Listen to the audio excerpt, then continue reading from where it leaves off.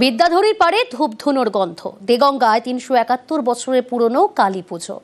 রাজা কৃষ্ণচন্দ্রের শুরু করা পুজো আজও চলে আসছে।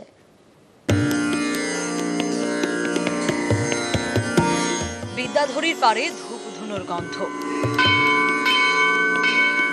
নদিয়ার কৃষ্ণনগরের রাজা ছিলেন কৃষ্ণচন্দ্র। উত্তর ২৪ পরগনার দেগঙ্গায় তিনি কালী পুজো শুরু করেন। ৩৭১ বছর ধরে আজও সেই পুজো চলে আসছে। বিদ্যাধরী নদীর উপর দিয়ে উনি বাণিজ্য করতে বেরিয়েছিলেন। তখন আমাদের এই বটগাছের এখানে মা সিদ্ধেশ্বরী ছিলেন, কোনো মন্দির ছিল না। উনি তখন স্বপ্নাদেশ দেয় যে আমার শ্বেতপুর নির্জন জঙ্গলের মধ্যে আমাকে একটা মন্দির করে দিতে হবে। স্বপ্নাদেশের পরে দেগঙ্গার শ্বেতপুরের এই মন্দির তৈরি করেন রাজা কৃষ্ণচন্দ্র। সেখানেই সিদ্ধেশ্বরীর প্রতিমা প্রতিষ্ঠা করা হয়। মা এখানে মুক্তকেশী। স্থানীয়দের দাবি এটি রাজা কৃষ্ণচন্দ্রের প্রতিষ্ঠা করা ৩৭১ বছরের পুরনো প্রতিমা। ৫ বছর পর পর রং করা হয়। এখানে মানসিক বলি হয়, আর মায়ের 3টে পুজো হয় এখানে। বাৎসরিক পুজো, একটা মায়ের প্রতিষ্ঠা দিবস হয়, কালী পুজো হয়, রটন্ডী কালী পুজো হয়। সব প্রত্যেক পুজোই বলি হয়। খুব জাগ্রত মা, খুব জাগ্রত মা। খালি হাতে মায়ের কাছ থেকে কেউ ফেরেনি। উত্তর ২৪ পরগনা থেকে জিয়াউল আলম, নিউজ 18 বাংলা।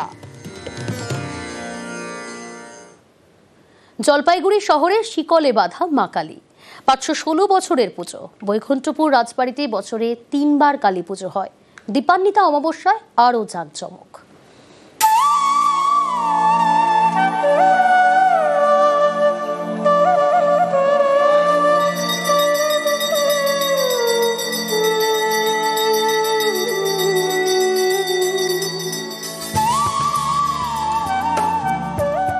জলপাইগুড়ি শহরে বৈকুণ্ঠপুর রাজবাড়ি। এখানে ৫১৬ বছরের কালী পুজো। রাজমন্দিরে পঞ্চধাতুর প্রতিমার দুদিকে ডাকিনী যোগিনীর মূর্তি।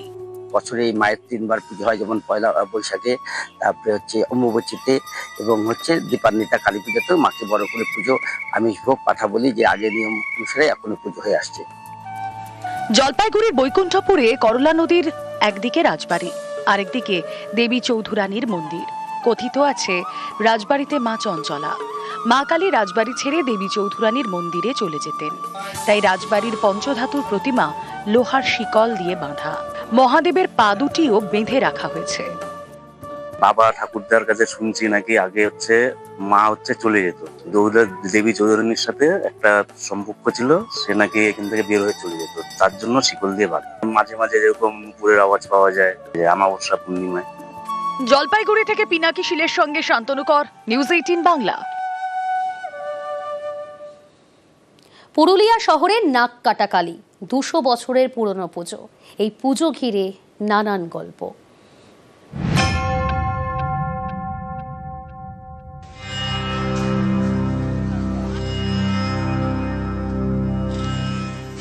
পুরুলিয়া শহরের চিরাবাড়ি। এখানে রয়েছে ২০০ বছরের পুরনো নাককাটা কালীর মন্দির।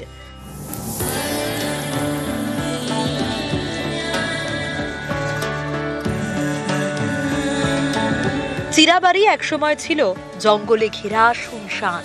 কথিত আছে ডাকাতদের উপদ্রব থেকে বাঁচতে কালী পুজো শুরু করেন স্থানীয়রা। একটি শিলায় মাতৃ প্রতিমার রূপ দিয়ে পুজো শুরু হয়। শোনা যায় ডাকাত দল এই প্রতিমার নাক কেটে দেয়, তারপরেই নাকি ডাকাত দলের সদস্যদের মৃত্যু হয়।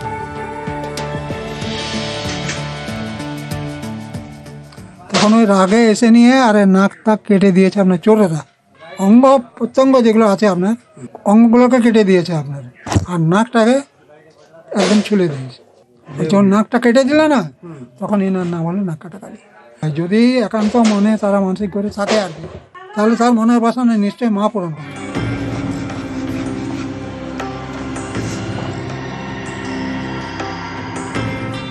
২০০ বছরের পুরনো মূর্তি। সারা বছর পুজো হয়। দীপান্বিতা অমাবস্যায় বিশেষ পুজো জমজমাট। মায়ের মূর্তি আলাদা আছে, জীব আলাদা আছে, হাত আছে, পা আছে, সব এখানে। আর মা এখানে খুব জাগ্রত, মানে অনেক দূর দূরান্ত থেকে লোক আসে এখানে। পুরুলিয়া থেকে ইন্দ্রজিৎ মণ্ডল, নিউজ 18 বাংলা।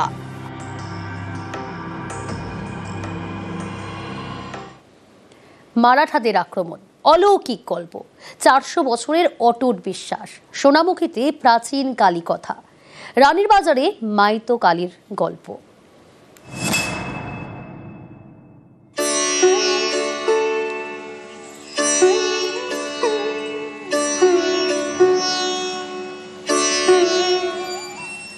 বাঁকুড়ার সোনামুখী, এখানে মাইতো কালীর গল্প।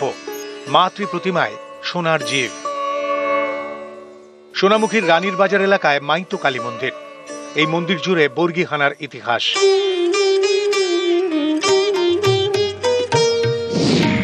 রানীর বাজারের এই কালী মন্দির প্রায় 400 বছরের পুরনো।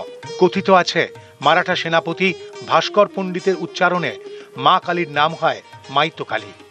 বৃদ্ধ পুরোহিত মশাই মায়ের সন্ধ্যা প্রদীপ দেওয়ার পরে প্রণাম করে উঠতে গেলেন, তখন মারাঠা সেনাপতি ভাস্কর পণ্ডিত তার খড়গ নিয়ে তাকে কাটতে যায়, কিন্তু কোনো একটা দৈবিক শক্তির ফলে তার খাড়া আটকে যায় এবং তৎক্ষণাৎ তিনি অন্ধ হন। তখন সেই বৃদ্ধ পুরোহিত মায়ের ঘটের জল তার সর্বাঙ্গে ছড়িয়ে দেয়।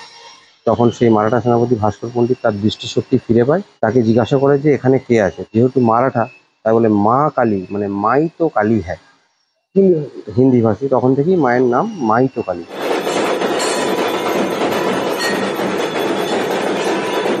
দীপান্বিতা অমাবস্যায় সড়ম্বরে কালী পুজো হয়।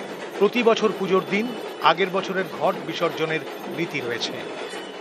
9 রকমের ভাজা, তার সঙ্গে খিচুড়ি, পায়েস, পরমান্ন, তারপরে মিষ্টি তো থাকেই। আমাদের 5 দিন ধরে পুজো চলে। প্রত্যেক দিনই পরমান্ন হয়, আর প্রথম দিন হয় অষ্টমঙ্গলার দিনে ঠিক সেম ভোগ।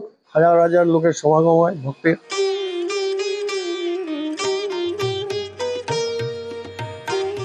বাঁকুড়া থেকে দেবব্রত মণ্ডল, নিউজ 18 বাংলা।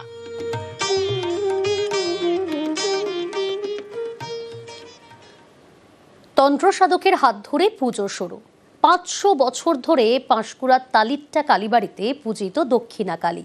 অমাবস্যার তিথি শেষ হলে সূর্য ওঠার আগে প্রতিমা নিরঞ্জন।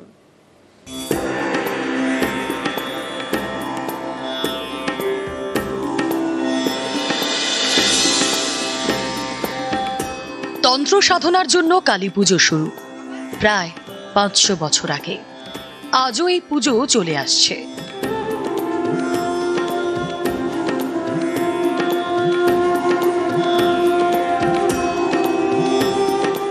পূর্ব মেদিনীপুরের পাঁশকুড়ায় তালিট্টা কালীবাড়ি। মা এখানে দক্ষিণা কালী। একসময় তন্ত্র সাধক বামাচন্দ্র বটব্যালের হাত ধরেই এই পুজো হয়। আজও সেই বিশেষ নিয়ম মেনে পুজো হয়ে আসছে। লক্ষ্মী পুজোর দিন আমাদের মাটি ওঠে। সেই মাটিকে প্রতিদিন সন্ধ্যা দেখানো, ধূপ দেখানো হয়। এই 15 দিন মাংস, রসুন, ডিম খায় না। বলিদানের পর তবে খায়। কালী পুজো তো বলি হয়, মানত যদি করে সেইগুলোই হয়। সেটাই সেই ছাগ বলিটা 70, 80, 100 হতে পারে। তালিট্টা কালীবাড়ির একপাশে সারা বছর ধরে মাটির পুজো হয়। সেই মাটি দিয়ে প্রতিমা তৈরি করা শুরু হয় কোজাগরি পূর্ণিমার দিন থেকে। প্রতিমা তৈরির দিন থেকে স্থানীয়রা নিরামিষ খাবার খান। দীপান্বিতা অমাবস্যায় মাকে আমিষ ভোগ নিবেদন করা হয়। তারপর স্থানীয়রাও আমিষ খেতে পারেন। পুজোর পরের দিন সূর্য ওঠার আগে প্রতিমা নিরঞ্জন করা হয়। বটব্যাল পরিবারের পুজো হলেও আমাদের পাঁচবেড়িয়া, হাতিশাল এবং নছিপুর এবং তালিকা, এই 4টে গ্রামের সকলেই ভেবে নেয় যে এটা আমাদেরই পুজো। লক্ষ্মী পুজোর পরের থেকেই, মাটি ওঠার পরের থেকেই আমাদের এই পরিবারে যেন একটা আনন্দের ধুম পড়ে যায়।